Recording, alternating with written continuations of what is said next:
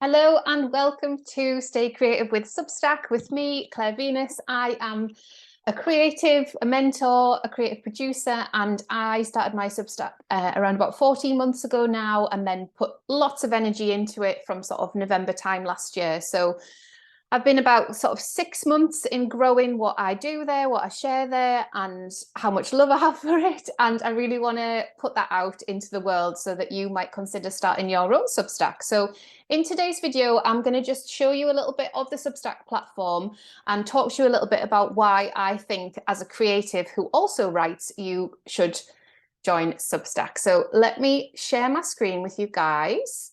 And there we go. And say to you, I'd love to know if you want to leave a comment, how your day's going. Where are you in the world? How's your day going? What's happening? Here we go, look, right. Oh, that'll be the Zoom window.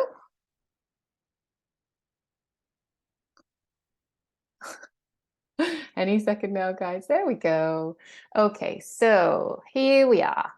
This is my Substack page. So we're on the writer desktop here, but what I want to do is jump right over to my publication.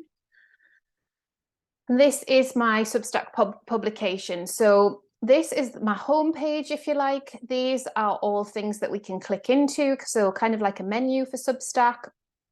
And I have over time curated what I want to live here and exist here. So there's more that exists on my Substack that I don't necessarily pull through to this main page. But this, if you see this as your kind of glorious magazine, so kind of sneak peek, your front cover of your Substack magazine, you can have a little scroll down. It gives you the option to have a look at top. Or so this will be kind of the top read posts that I've got, or have a look what the community are engaging in. And by community, they mean kind of who's commenting and who's kind of having a little chat about what is going on Substack. Also over here, we have some recommendations. These are picked out randomly from the other Substacks that I've recommended. So this will refresh a few times, you know, throughout the day. It'll be a different list, and there's 5 pull through on the recommendations list with this theme. So get all the way to the bottom for you, and you can see, obviously you can press a button to see all, but it just gives you that much information there. So why start a Substack if you're a creative who also writes? Okay, so for me, I needed a place to write long form that was different to my website, different to social media, that actually felt like it could hold space for my writing craft as it kind of grows and develops. And when I found Substack, I was very much focused on, what do I want to write long form? What does that look like? Is it blog type posts? Is it a mailing list, newsletter? Is it some expressive writing? Is it some creative writing? So I just had a lovely time experimenting with what I wanted to write before I decided what I wanted my Substack to be. And I think that's my first point, really, that it can be anything you want it to be. So it can plug into your existing content creation model. It can plug into your existing business. It can be a totally separate passion project. You can really do anything you like with it, as long as you are, on the whole, writing. It's a place for writers. Having said that, you can also podcast from there, and I have in beta testing the video function as well.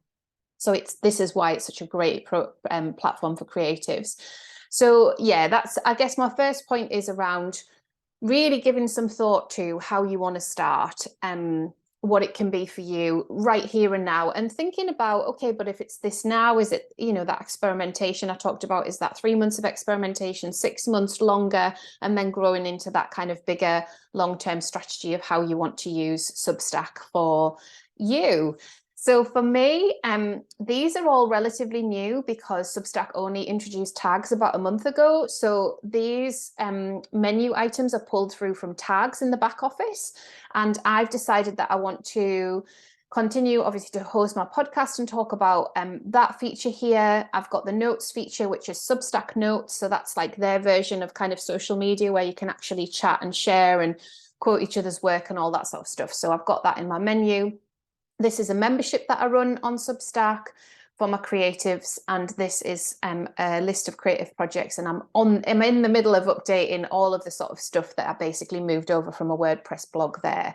And then this other heading, Quiet Ambition, I want people to understand that what I'm doing here is as much about holding the big dream with the undercurrent of the quiet ambition together, and working in a way that feels not only aligned to our heart-centered path, but also feels manageable and not like a runaway train. So I really wanted to kind of make that statement. It comes out in all my writing, but I wanted to kind of put it front and center.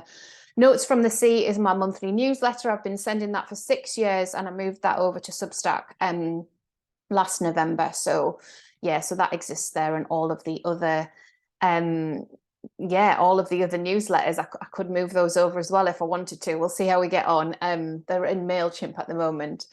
Then we've got the last one, Substack tips. So this is a weekly email that I send out via Substack and to the Substack network around creative tips. So tips for staying creative on Substack, things that have come in on the technical side, ways that I've been using the platform, and it's really well read and really well engaged with. People are really inquisitive and chatty in the comments there, so it's a really good place to start. It's all free, so you can have a look at that. And then you've got your archive here, so you can turn that off if you don't want it in your header menu there, but that's there, and you can go back through all of the posts that somebody publishes. And then this little about page, which we'll click into. So this is something that I wrote way back in the day when I first started, and I've edited it a few times, and it's a place that people can click into to understand more about who I am and what I share. So for me, photography and our life by the coast is really important. So I've kind of pulled through some flavors around that. I've put some nice quotes about what people have said about my Substack and my work, and then a little bit more about how I organize things there. So I've grown into this space. I think when I first started, it was just, a paragraph or two and a photograph. And I've grown into that over the last 14 months or so. So that's the beautiful thing. You can just take your time and grow into it the way that you want to grow into it. So let's have a little check into notes while we're on the topic of why start a Substack. And I want to say that since Notes was brought in March, or was it April? Yeah, April time, I think. There's just been so much visibility for other Substackers, people writing on Substack, finding other Substack accounts, finding other things that you might be passionate about. I follow a load of sort of recipe and sort of cookery inspired Substacks, but I also follow creative stuff, aspirational stuff, slow lived stuff, gardening stuff. Like there's just so much, and it's all beautifully generous, and a lot of it is free to read. While I'm on that, to say how the paywall works, it's different per Substack. So it's not like Medium at all. It's very different. The Substacker, me, decides how I want to set up the paywall on my posts. So some people paywall posts, and I do that.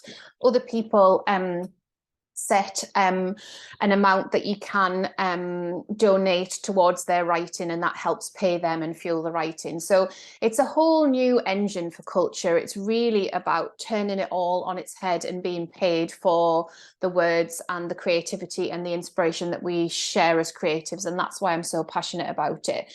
In another video, I'm going to rattle through some of my kind of favorite Substacks and some people that are using it in really creative ways. But today it was just a really brief overview over why I think that you should start a Substack. It's really easy to do.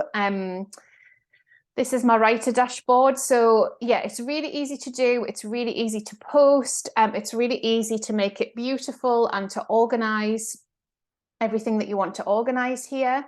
And it's also really easy to grow. So in growth, and growth means different things to all of us, but what I'll say is recording this video here today, I'm at around about 850 subscribers and 22 paid subscribers in my membership.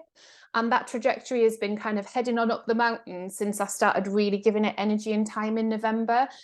It's different for everybody that starts here, and everybody will have different reasons for being here and different strategies around how they want to post and how they want to engage with their audience. But it is such a brilliant tool for depth of engagement, and that's why ultimately I think you should start. So next time, in the next video, I'm going to talk through how to do your first post and how to set everything up. Before then, you might want to check out my Substack Tips Friday emails that go out there all free. I've also got a masterclass that you can take that's an hour long, that's pre-recorded, so have a look at that, and a course which is a 4-week self-directed course which is really around finding your creative voice. And it's really that kind of fast forward through the creative process so that you feel really confident in starting to show up on Substack and you know the direction that you want it to go in. So that kind of testing the water and testing, adjusting what works for you and how things feel is totally possible to do on your own. But my course just helps fast forward all of that and helps you with some decision making and some of those conversations that we need to have around critical friends so that we can really show up in an aligned way for the work that we want to write and the way that we want to share. So I'll stop sharing now so that I can say goodbye to you all.